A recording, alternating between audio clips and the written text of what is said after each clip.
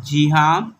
चलिए आज हम जो है जल्दी से नोट्स लिखते हैं। सह में मात्र का लिखित लघुत्तरीय प्रश्नोत्तर यानी शॉर्ट आंसर क्वेश्चन। पहला प्रश्न है रेफरेंस टू कंटेंट से, खबरदार गाड़ी और बैलों को हाथ मत लगाना। गाड़ी और बैलों की मैंने पूरी कीमत चुकाई है। ये आपका आरसी है, रेफरेंस टू कंटेंट। पहला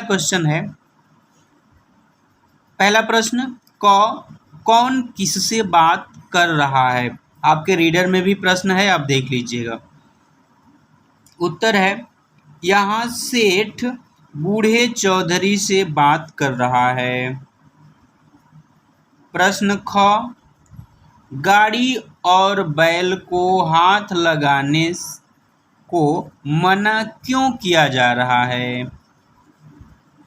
उत्तर है चतुर सेठ ने भोले भाले चौधरी को अपनी बातों में फंसाकर ठग लिया था और जबान की दुहाई देकर गाड़ी और बैल को हाथ लगाने से मना कर रहा है।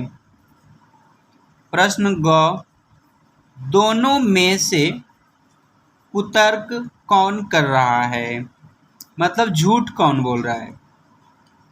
दोनों में से कुतर्क सेठ कर रहा है, ये इसका उत्तर है।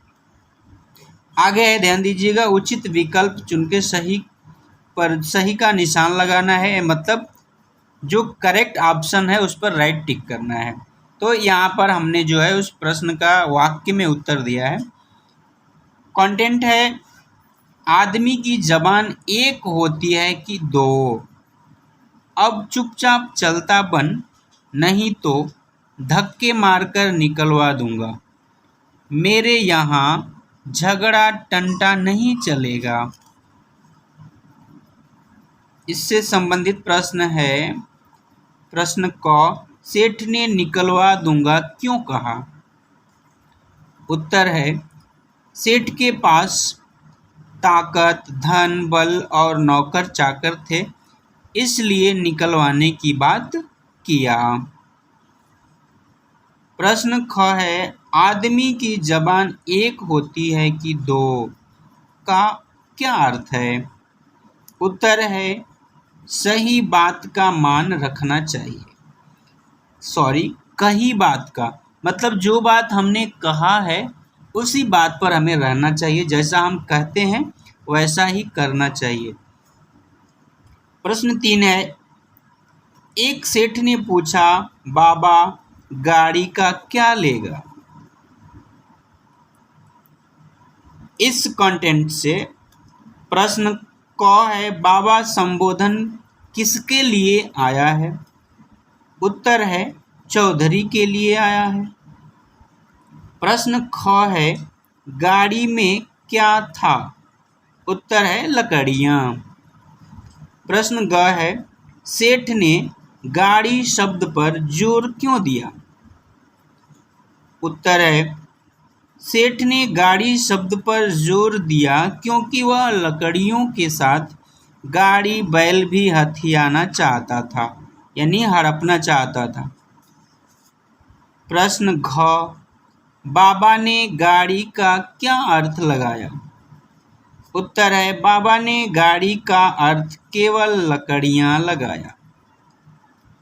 तो ये हो गए आपके छोटे उत्तर। अब है दीर्घ उत्तरीय प्रश्न यानी लॉन्ग आंसर क्वेश्चन। प्रश्न 1 है, शहर से वापस लौटकर चौधरी ने अपने बेटों को क्या बताया। उत्तर है शहर से वापस लौटकर चौधरी ने अपने बेटों को बताया कि बैलगाड़ी तो ठिकाने लगी, तुम में दम हो तो कुछ करो।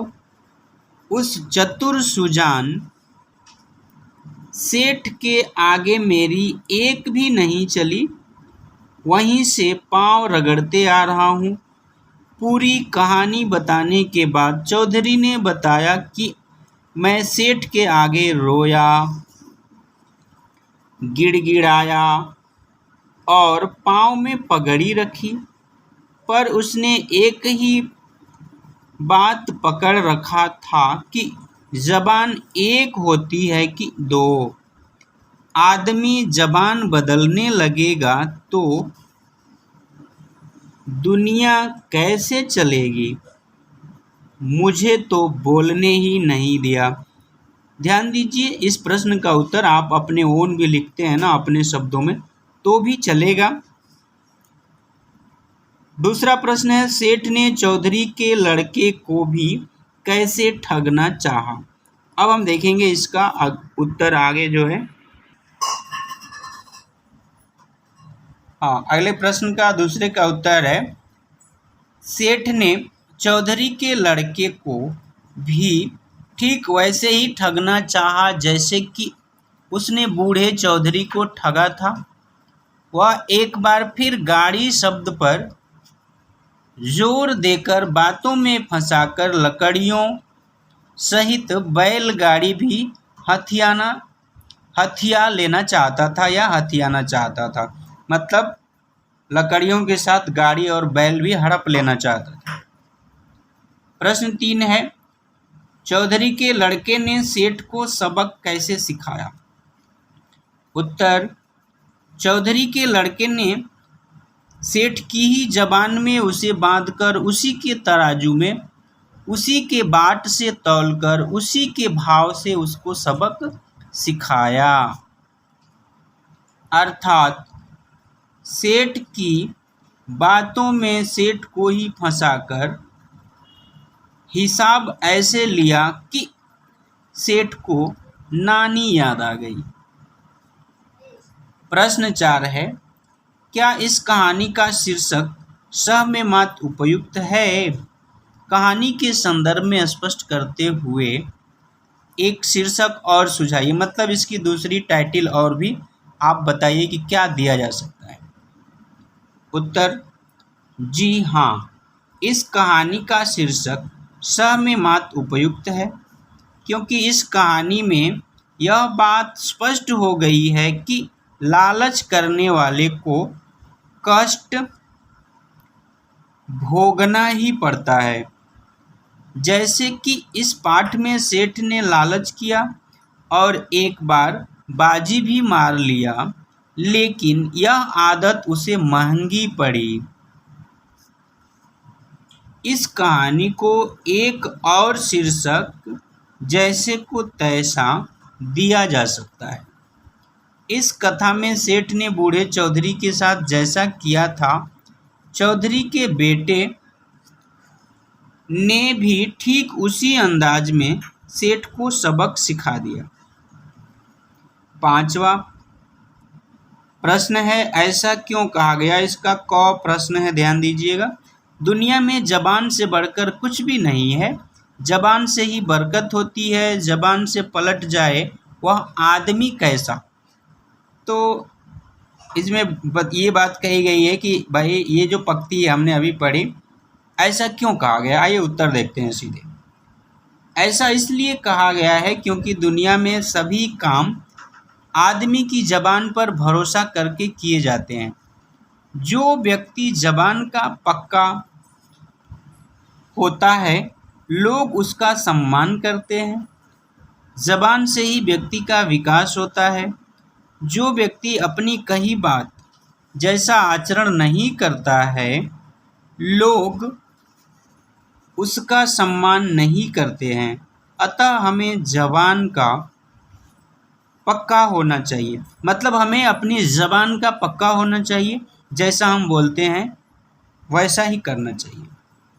5वें का ख है, सेठ की जबान से ही उसे बांधूंगा, उसी का तराजू, उसी के बाट और उसी के भाव से उसका हिसाब चुकता करूंगा, मतलब चुकाऊंगा।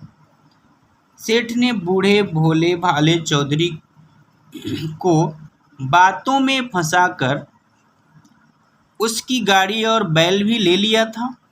इसलिए चौधरी के छोटे बेटे ने सेठ से बदला लेने के लिए ऐसा कहा था। तो ये रहा आपका सह में मात पाठ का पूरा नोट्स। आप जल्दी से अपना सारा काम पूरा कर लीजिए, अन्यथा आपको पता ही है, अगर आपका कार्य अधूरा है तो आपको उसका खामियाजा कैसे भुगतना पड़ेगा। और आप क्लास में जो है डिसिप्लिन में नहीं रहेंगे तो बड़ा मुश्किलों का सामना करना पड़ेगा आगे भी आपको। इसलिए आप अपने अध्यापक की बात ध्यान से सुनिए, जैसा कहा जाता है वैसा करिएगा तो आपका ही भला होगा। आज के लिए इतना ही। धन्यवाद। जय हिंद, जय हिंदी।